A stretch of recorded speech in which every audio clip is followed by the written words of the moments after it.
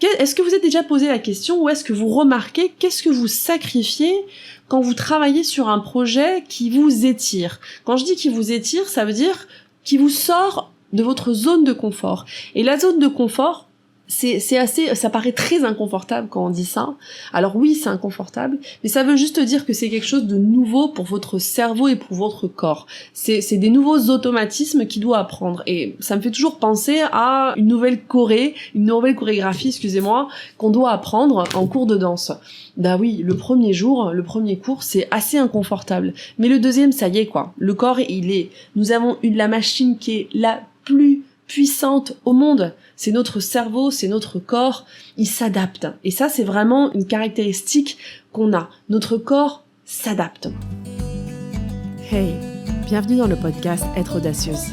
Je suis Tiffany, coach de vie pour les femmes indépendantes et entrepreneurs. Je partage avec vous les outils pour vivre pleinement votre vie, vos choix, tout en gérant votre esprit et en vivant vos émotions. Allez, on embarque! Bonjour à toutes et nous voilà dans ce nouvel épisode où on va parler d'objectifs impossibles. Alors, pour ceux qui me connaissent déjà, vous savez peut-être que c'est un peu l'intitulé de mon travail, c'est l'objectif impossible. On est dimanche, j'avais pas du tout prévu d'enregistrer cet épisode, mais après une petite conversation ce matin pendant ma routine traditionnelle du dimanche où je vais manger mon fameux pain au raisin à ma boulangerie, et où un ami expliquait à un ami, qu'est-ce que je faisais, la personne m'a répondu « mais moi j'atteins toujours mes objectifs ». Et c'est là où je me suis dit « il faut vraiment que je précise de quoi je parle ». Parce que atteindre un objectif, en soi, c'est facile. Tout dépend à la limite de l'objectif où on veut aller, si ça nous étire plus ou moins, si on sort plus ou moins de notre zone de confort. Mais atteindre un objectif impossible, ce n'est pas seulement arriver à la ligne d'arrivée et obtenir ce qu'on avait prévu. Moi, je parle plutôt du comment on le fait. Donc bien sûr, c'est atteindre cet objectif, cette ligne d'arrivée qui en soi, souvent, vous m'entendez parler ou vous m'entendez dire que c'est quand même assez fictif parce que il n'y a jamais vraiment de ligne d'arrivée, on veut toujours aller plus loin, nous sommes des êtres humains, nous avons un merveilleux cerveau qui est le néocortex, qui tend toujours à avoir cette vision et à aller voir plus, et c'est pour ça qu'à chaque fois on finit un truc, et quelque part, cette arrivée est douce et elle est assez momentanée, si on peut dire, je sais pas si c'est très français ce que je dis, mais on tend toujours pour aller plus loin. Mais par contre, ce qu'on oublie souvent, c'est de cocher la case, de prendre soin de soi, de prendre soin des autres, de prendre soin, on va dire, de son objectif dans la globalité. On a cette mentalité réductionniste dont je parle souvent quand je parle de nourriture, mais je pense que ça s'applique vraiment à toute notre société. On regarde les choses dans des cellules bien séparées, alors que nous sommes un tout. D'ailleurs, j'entends souvent je sépare bien ma vie professionnelle et personnelle. Alors moi, je m'adresse à des entrepreneurs, à des indépendants, des dirigeants d'entreprise. Et je veux dire, la vie professionnelle, la vie personnelle de quelqu'un qui dirige ses propres projets, c'est exactement la même chose. On ne sépare pas ça. Alors oui, on peut séparer, on va dire, ses activités, mais on est la même personne. Et quand on a un objectif impossible, quand on veut travailler sur quelque chose de nouveau, nous aussi, on fait partie de cet objectif. Et quand je parle de nous, je parle de notre niveau de stress, je parle de comment on prend soin de soi vraiment dans cette globalité. Parce que, oui, beaucoup atteignent leur objectif, comme me faisait remarquer donc cette personne ce matin, qui me dit « mais j'atteins toujours mes objectifs ». Mais à quel prix ? Parce que moi, ce que j'entends en règle générale, dans toutes les sessions gratuites que je donne, des mini-sessions de découverte, d'ailleurs je vous invite, si vous voulez prendre une session avec moi, sachez que sur mon site internet, vous pouvez prendre une mini-session gratuite de 30 minutes, une session découverte pour voir qu'est-ce que c'est le coaching. Et c'est vraiment là où je découvre toute cette variété, on va dire, non ? Parce que quand je travaille avec des clientes, on va dire que, bon, il y a un profil peut-être qui s'affine plus, qui vient me voir. Mais dans les échanges, ce que j'entends tout le temps, c'est je suis épuisée, j'ai pas le temps pour moi, j'ai sacrifié mon temps au détriment de ce projet, j'ai sacrifié ce temps au détriment de mes enfants, j'entends beaucoup, je prends 5 kilos à chaque fois que je démarre quelque chose ou que je travaille sur un truc qui est stressant, je suis stressée, j'ai des conflits dans mon couple, je passe en mode accéléré tout le temps, je prends pas soin de moi, je prends pas soin de ma santé, j'ai pas le temps pour ça, et on verra plus tard, et même, je vous dirais même, on verra tout le temps ça quand j'aurai fini tel ou tel projet. Sauf que quand on finit tel ou tel projet, en règle générale, on a déjà les pieds et les mains dans un autre. Donc finalement, on ne coche jamais sa case. Et atteindre un objectif impossible, c'est vraiment atteindre cet objectif dans la globalité. C'est-à-dire que comment je peux atteindre mon objectif qui m'étire, qui me fait sortir de ma zone de confort, où je vais apprendre de nouvelles compétences, où je vais aller sur des nouveaux terrains, mais où je m'oublie pas. J'oublie pas mes priorités, j'oublie pas les routines que j'ai envie d'avoir, j'oublie pas le temps de plaisir que je veux avoir, je n'oublie pas ma joie, en fait. Et je pense que c'est fortement lié avec cette croyance qu'on trimballe et qu'on nous apprend même à l'école, non, qu'on doit se tuer à la tâche. Le travail, c'est difficile, c'est la sueur, c'est la transpiration. Alors oui, ça a été vrai, je pense, à énormément d'époques, mais on est en 2022, quoi. Je veux dire, aujourd'hui, et si vous écoutez des podcasts et que vous avez tous des smartphones, je parle en règle générale à une grande majorité de personnes qui ont un certain niveau de vie confortable où on n'a pas non plus, c'est pas non plus la corvée tout le temps. Alors oui, travailler sur un objectif ou sur un travail, je dis pas que c'est tout le temps marrant. Alors ne confondez pas. Ça veut pas dire que c'est facile. Mais moi, ce que je vous posais la question, c'est que est-ce que vous pensez pas qu'atteindre un objectif impossible pourrait ne pas être synonyme de sacrifier le reste ? Est-ce que vous êtes déjà posé la question ou est-ce que vous remarquez qu'est-ce que vous sacrifiez quand vous travaillez sur un projet qui vous étire ? Quand je dis qui vous étire, ça veut dire qui vous sort de votre zone de confort. Et la zone de confort, ça paraît très inconfortable quand on dit ça. Alors oui, c'est inconfortable, mais ça veut juste dire que c'est quelque chose de nouveau pour votre cerveau et pour votre corps. C'est des nouveaux automatismes qu'il doit apprendre. Et ça me fait toujours penser à une nouvelle chorégraphie, excusez-moi, qu'on doit apprendre en cours de danse. Bah oui, le premier cours, c'est assez inconfortable. Mais le deuxième, ça y est, quoi. Le corps, nous avons la machine qui est la plus puissante au monde. C'est notre cerveau, c'est notre corps, il s'adapte. Et ça, c'est vraiment une caractéristique qu'on a. Notre corps s'adapte. Donc maintenant que je vous ai un peu clarifié qu'est-ce que ça veut dire sortir de sa zone de confort, et ça veut pas dire tomber dans un trou noir et ne pas prendre soin de soi et être bourré de stress, je vous repose la question, qu'est-ce que vous sacrifiez quand vous travaillez sur un projet qui vous fait sortir de votre zone de confort ? Quels sont les symptômes qui apparaissent, on va dire, même corporels ? Mal de dos, est-ce que vous notez plus de stress, plus d'anxiété, du bruxisme ? Pour moi, par exemple, est-ce que vous notez de la prise de poids ? Vous fumez plus ? Est-ce que vous buvez plus ? Est-ce que vous tombez dans une espèce de spirale qui accélère où on n'arrête plus à s'arrêter ? En gros, je vous dirais même, regardez qu'est-ce que vous utilisez pour faire tampon à l'inconfort émotionnel qu'apporte travailler sur un projet. Parce que comme je vous disais, c'est pas forcément nécessaire de se sacrifier, mais ça veut pas dire forcément que c'est facile. Parce que quand l'on travaille sur un objectif impossible, et je dis un objectif impossible, ça veut dire juste un objectif vraiment qui vous étire, quoi. Quand on se dit, waouh, non, ça va être dur, je vais jamais pouvoir le faire, ça me fait peur, bah, c'est justement ça, en fait, l'inconfort émotionnel. C'est parce qu'on doit faire face, parfois à l'échec, à la peur, à la frustration de ne pas y arriver du premier coup, aux obstacles qui peuvent même allonger, on va dire, la course jusqu'à la ligne d'arrivée, parce qu'on a tendance même à aborder nos objectifs comme une course, alors que, moi je vous dirais, c'est juste votre chemin, et c'est juste votre parcours. Parce que une fois que vous aurez atteint votre objectif, bah vous en aurez un autre. Parce que, en règle générale, c'est jamais assez. On n'est jamais satisfait, on veut toujours plus. Et pourquoi ça ? Parce que quand on travaille sur un objectif, il y a eu un bus qui a mis un frein, j'ai sursauté, je tremble. Voilà, ça c'est une vibration, j'ai eu peur. Excusez-moi. Du coup, je me suis perdue. Allez, je reprends.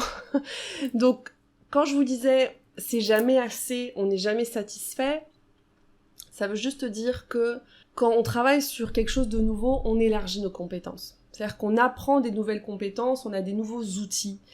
Et tout d'un coup, on devient une nouvelle version de nous-mêmes. Alors ça veut pas dire qu'on est mieux, ça veut juste dire qu'on devient une nouvelle version de nous-mêmes parce qu'on évolue.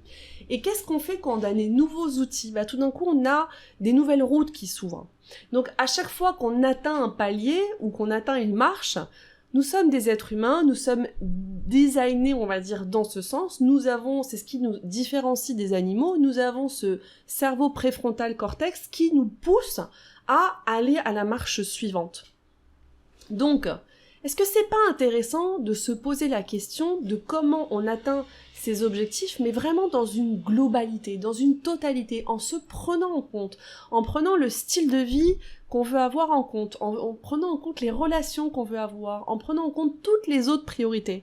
Parce qu'en règle générale, quand on parle d'objectifs impossibles, déjà, on parle souvent de objectifs professionnels, ou par exemple, de perte de poids, non, parce que c'est devenu comme quelque chose de très difficile à atteindre, un mal de notre société, on trimballe ça depuis des années, et on oublie aussi que l'objectif impossible, c'est, je sais pas, lire un livre le soir avant de dormir aussi, quand je travaille sur un projet qui me stresse, entre guillemets. Sachant que c'est pas le projet qui vous stresse, hein, c'est toute la conversation que vous avez, c'est tout l'état d'esprit que vous avez face à ce projet. Mais c'est un autre sujet, et là, je vous invite à écouter mes autres épisodes pour comprendre comment vos pensées créent justement l'expérience que vous vivez. Et ça, c'est clé aussi, non, quand on veut travailler sur un objectif impossible. Mais pour revenir à ça, ce que je veux dire, c'est que un objectif impossible, c'est comment j'arrive à intégrer, on va dire, quelque chose de nouveau, quelque chose de conséquent, quelque chose qui va faire peut-être que je vais devoir bouger mes horaires, que je vais devoir revoir ma façon de travailler, que je vais devoir revoir mes activités, et comment leur donner une place tout en avançant vers cet objectif. Alors ça veut pas dire vouloir tout faire en même temps, ça veut aussi parfois dire faire des choix. Mais faire des choix vraiment en prenant en compte de qu'est-ce qui m'alimente aussi. Parce que réfléchissez, votre objectif impossible, prenons l'exemple que ce soit un objectif professionnel. Donc j'ai un ami qui me dit je veux créer un hôtel. Je vais avoir construire un hôtel. Et en soi, il va le construire, hein, j'en suis sûre d'ailleurs. Et d'ailleurs, si tu écoutes cet épisode, je pense que tu vas y arriver, et j'en suis sûre. Maintenant, est-ce que tu peux construire cet hôtel ou écrire un livre ? C'était l'exemple, par exemple, d'une cliente à moi qui me disait toujours « J'ai pas envie de mourir dans le stress et de finir obèse pendant l'écriture de mon livre ». Donc en soi, est-ce que l'objectif impossible, c'est l'écriture de livre ou la construction d'un hôtel ? Ou c'est travailler sur mon livre, travailler sur mon projet d'hôtel, tout en faisant attention à ce que je mange parce que c'est moi qui vais conduire cet objectif à sa ligne d'arrivée.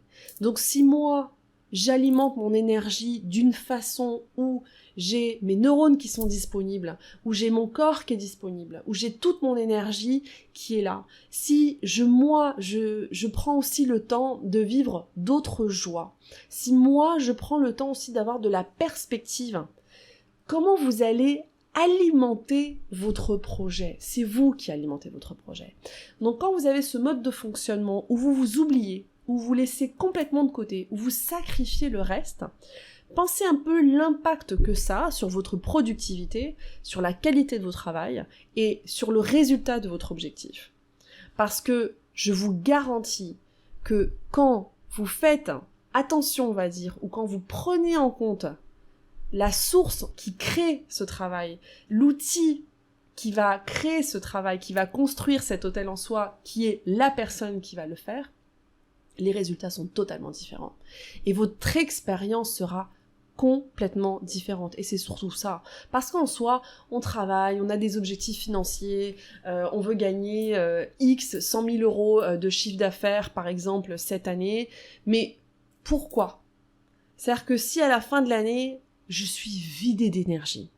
Si à la fin de l'année, j'ai juste une relation de merde avec mon mec, si j'ai pas réussi si je sens que j'ai loupé, on va dire, du temps avec mes gamins et que la relation m'échappe, si j'arrive jamais à voir mes potes, si je me sens mal dans mon corps et que je passe mon temps avec des ballonnements et je ne digère pas les aliments parce que du coup, je suis complètement à côté de la plaque, si j'ai tout le temps mal au dos, si j'ai des migraines et si je vois que je suis tout le temps là avec un discours qui est redondant, en me disant je suis stressée, j'en peux plus, j'ai trop de boulot, c'est difficile. Est-ce que les 100 000 euros vraiment en valent la peine? Est-ce que ce serait pas beaucoup plus top de se dire j'ai gagné 100 000 euros, waouh, et je me suis fait week-end avec des potes, j'ai profité de mes gamins, j'ai une super relation de couple où j'ai rencontré le mec ou la meuf de ma vie, j'arrive à avoir une alimentation où je me sens bien, j'ai la pêche, j'arrive à bouger tranquille, je me sens bien. Ce serait pas beaucoup plus... j'ai les mots qui me viennent en espagnol, mais il y aurait beaucoup pas plus de valeur à votre objectif. Est-ce que vous serez pas plutôt de dire bah maintenant j'ai envie d'atteindre 1 million, du coup ça me fait pas peur quoi, parce que je sais que mes émotions négatives et tout ce qui va s'accompagner à ce parcours, on va dire, vers cet objectif, je vais pouvoir les gérer sans me sacrifier. Donc moi ce que je veux vous inviter avec cet épisode, c'est que vous commenciez à vous regarder dans le miroir vraiment, pour de vrai, quelque chose d'authentique quoi. Faites le point avec vous pour prendre conscience du prix que vous payez quand vous travaillez en mode acharné, si c'est votre cas. Quand vous travaillez sur quelque chose de nouveau. Et faites le point aussi, et je fais une parenthèse sur si vous échappez, on va dire, à vos objectifs. Parce que l'autre chose, c'est ça aussi. Ça veut dire que quand on ne sait pas prendre soin de soi, quand on veut travailler sur un objectif, atteindre quelque chose de nouveau, je vois beaucoup aussi les échecs par abandon. Ça veut dire que je vais abandonner avant même d'essayer, parce qu'en soi, le corps, il a une mémoire. Si vous le faites souffrir quand vous travaillez sur quelque chose, bah forcément, la fois suivante, quand une opportunité va se présenter ou vous avez un rêve que vous voulez réaliser, quelque chose de nouveau que vous voulez faire, votre corps, il va complètement résister, parce qu'il va dire non mais attends, elle va nous démonter quoi. Elle va pas prendre soin de nous. On va commencer encore à avoir des problèmes digestifs, on va se sentir hyper mal, on va être hyper stressé, on n'aura jamais le temps de rien, on pourra pas prendre vraiment des vacances. Donc, le corps, il a cette mémoire. Donc, la première étape, c'est vraiment et ça c'est un peu les outils, c'est pas les outils, c'est la réflexion que je vous invite à faire. C'est que la prise de conscience est le premier pas déjà pour changer son mode de fonctionnement dans n'importe quelle situation. Si c'est pas cette situation que je présente aujourd'hui, si c'est une autre, la première étape, c'est toujours la prise de conscience, parce qu'on ne change que ce qu'on connaît. Et une fois qu'on est déjà conscient de son mode de fonctionnement, de se dire ok, en quel mode je fonctionne ?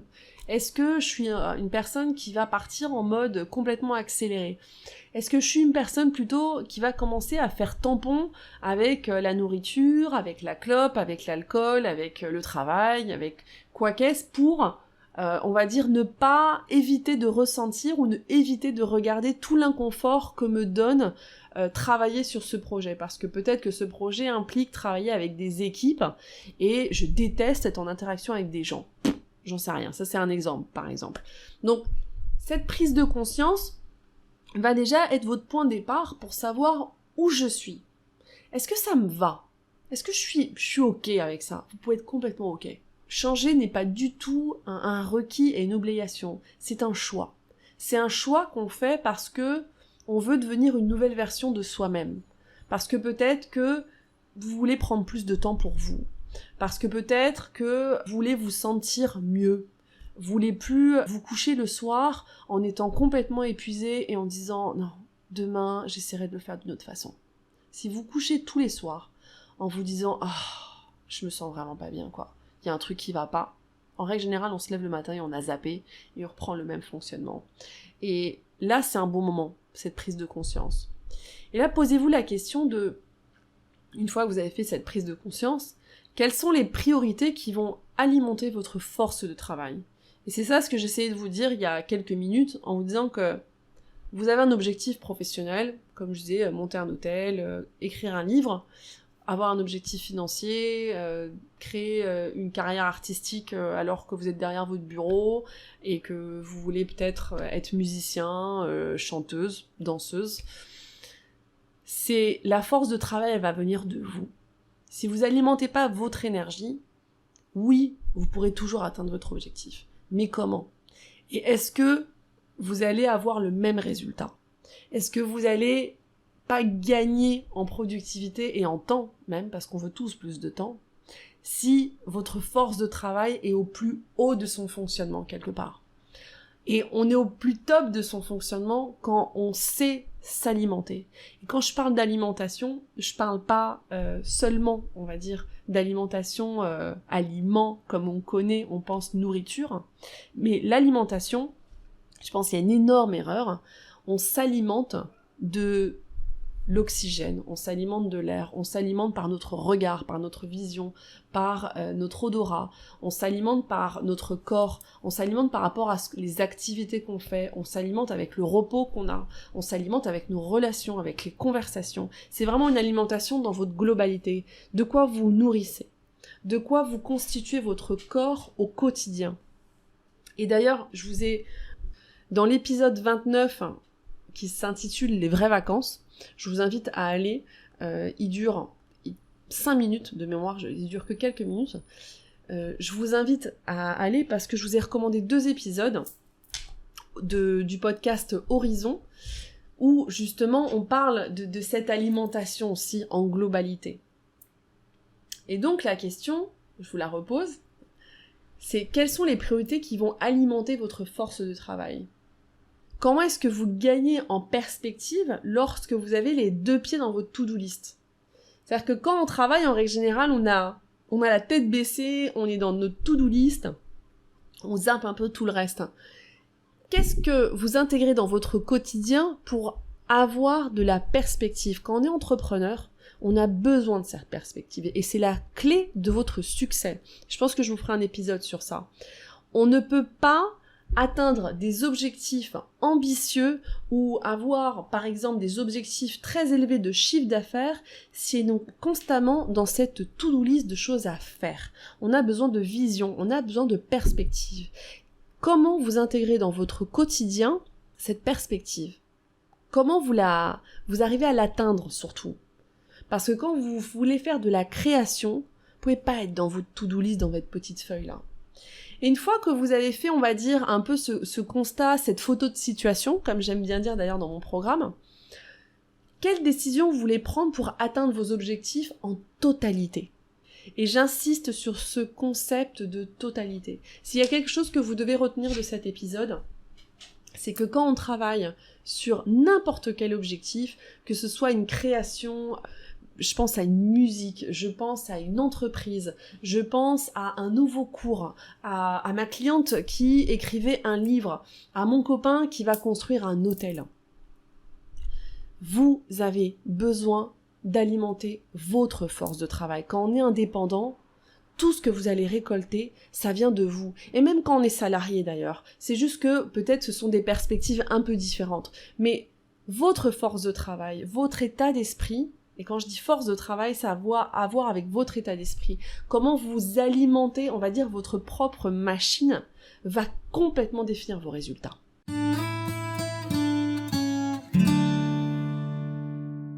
Pour conclure cet épisode, je voudrais remettre le doigt sur le fait que oui, nous pouvons faire des choses difficiles.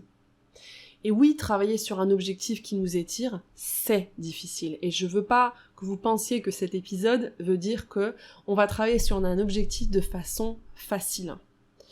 Moi, je parle de plutôt travailler sur un objectif avec une vision globale. Et pas une vision réductionniste où on sacrifie. Parce qu'en règle générale, ce qui est difficile, c'est pas l'objectif en soi. C'est la relation que nous créons avec nous-mêmes sur le parcours. En soi, apprendre de nouvelles compétences, relever des défis, prendre des risques, c'est pas forcément difficile. Ce qui rend les choses plus vertigineuses, si je peux dire, c'est de sentir vos émotions pendant tout le parcours, pendant tout ce chemin où vous allez atteindre votre objectif. C'est sentir ces vibrations inconfortables que ce soit la peur, que ce soit la honte, la déception, la frustration, l'humiliation, l'échec, le vertige, c'est ça qui est difficile. Vous n'avez pas besoin de faire tampon avec la bouffe, avec l'alcool pour échapper à ces émotions. Vous n'avez pas besoin d'être stressé et même de contaminer les autres avec votre stress, avec l'excuse que vous faites un travail difficile. Parce que ça, on le voit tout le temps. C'est-à-dire que c'est comme si c'était une excuse à la mauvaise humeur des gens parce qu'ils font une tâche difficile. Vous ne devez pas vous oublier et mettre tout ce qui alimente votre joie et votre énergie de côté pour atteindre un objectif. J'ai moi aussi été là pendant des années. Pendant des années, je me suis sacrifiée pour mes ambitions et j'ai vécu les processus avec souffrance. Parce que je pensais que c'était comme ça qu'il fallait faire les choses. C'est ce qu'on m'avait enseigné. Et c'est ce que je voyais autour de moi. Je pensais que justement, en plus, il fallait même montrer, on a cette tendance à montrer que quand on travaille, c'est difficile, c'est pénible et c'est chiant parce que sinon, ça veut dire qu'on travaille pas vraiment.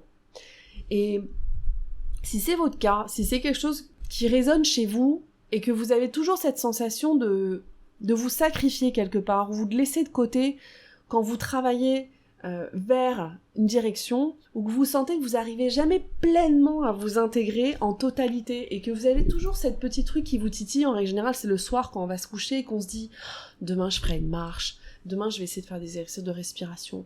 Demain, je vais essayer de mieux manger ou de faire des meilleurs choix. Et c'est pas forcément pour une vision physique, parce que je veux mettre du 36, on s'en fout complètement. C'est seulement parce que peut-être vous voulez vous sentir mieux. Parce que peut-être vous avez constamment des ballonnements et vous finissez la journée et vous pouvez plus fermer, vous devez ouvrir votre pantalon. Et pas forcément parce que vous avez trop mangé, parce que quand on s'oublie, eh ben notre système digestif, il se met en pause et il est pas là, quoi. Et donc quand il fait pas son travail, notre corps, il fonctionne pas à la plus haute de ses performances. Et c'est là où on a le ventre qui gonfle, par exemple. C'est un des petits exemples parmi d'autres. On parle même pas, on va dire, des maladies qu'engendre du stress répété et complètement constant. Mais si c'est votre cas, allez sur mon site internet. J'ai un programme qui vous enseigne à utiliser vos émotions pour atteindre vos objectifs. Et ça veut dire vivre, prendre son temps et se prendre en compte durant tout le parcours jusqu'à atteindre votre objectif. Parce que finalement, si vous avez des objectifs, c'est parce que vous voulez avoir une vie meilleure, entre guillemets, que ce soit financière ou par rapport à une reconnaissance pour vous ou pour les autres, quoi qu'est-ce qu'est votre motivation pour atteindre ces objectifs, parce que peut-être que vous imaginez une retraite ou un voyage ou une maison, mais tout ça, est-ce que ça vaut pas la peine si vous vous sentez bien? Moi, ce que je fais dans mon programme, j'enseigne les personnes à utiliser leurs émotions pour atteindre leurs objectifs. Et ça veut dire apprendre à sentir ces émotions au lieu d'y résister, au lieu d'y échapper avec des faux plaisirs. Donc j'ouvre à nouveau les portes de mon programme mi-septembre, c'est pendant que vous êtes en train d'écouter cet épisode. Donc si vous voulez mettre en pratique tous les concepts que j'aborde dans ce podcast, ne manquez pas votre opportunité de rejoindre le prochain groupe. Je vous donne rendez-vous sur mon site, sur tiffanyminquet.com/coachingprogramme pour connaître tous les détails. Et si je vous vois pas sur mon programme, faites le point avec vous-même. Je pense qu'on doit aussi être l'exemple de ce qui est possible et l'exemple pour les autres, pour nos générations futures, pour nos pères et nos amis.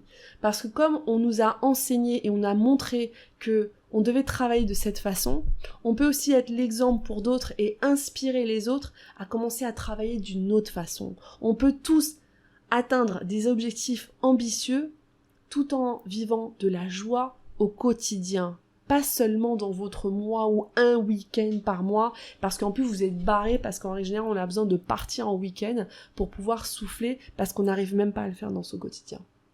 Donc, commencez à regarder comment vous vivez vos objectifs. Qu'est-ce que vous sacrifiez?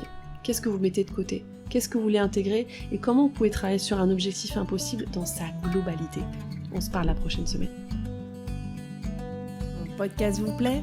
Abonnez-vous pour ne manquer aucun épisode. Partagez-le avec vos proches et soutenez-moi en laissant un avis 5 étoiles sur la plateforme que vous utilisez. 1000 merci.